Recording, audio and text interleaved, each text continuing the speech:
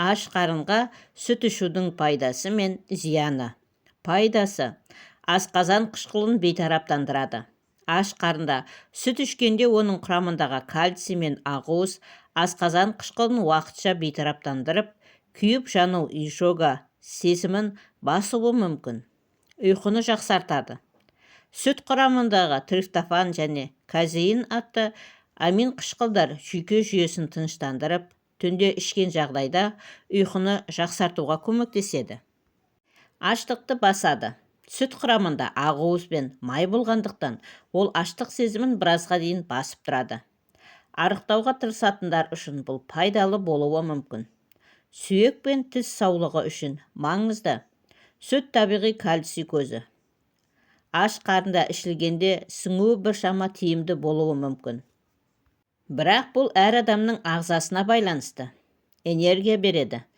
Таңертең аш қарынға сүт ішу организмге ақуыз бен табиғи қант беріп, күнде белсенді бастауға септігін тигізеді. Зияны: асқазан ауыратын адамдарға жарамайды. Гастриті, асқазан жарасы бар және асқазан қышқылы жоғары адамдарға сүт аш қарында ауырлық тудырып, кекіру, жүрек айну немесе іш кебу сияқты белгілер беруі мүмкін. Кейбір адамдарда лактоза атты сүт қатты сіңбейді. Мұндай адамдар сүт ішкенде іші өтеді, іші бүріп ауырады. Құрамындағы табиғи қант инсулин деңгейін тез көтереді. Аш қарында сүт ішу қандағы қантты тез көтеріп, содан соң қайта түсіріп жібереді. Бұл кей адамдарда әлсіздік, шаршау, ашуланшақтық туғызуы мүмкін. Таңертең сүттен кейін бірден ауыр тамақ жеу ас қорытуды тежейді.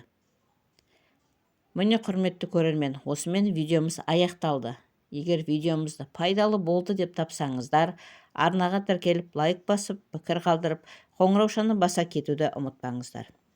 Сіздердің әрбір болмашы оп-оңай ғана әрекеттеріңіз біз үшін өте маңызды. Келесі видеода кездескенше аман сау болыңыздар. Ақпаратымыз пайдаларыңызға жарасын.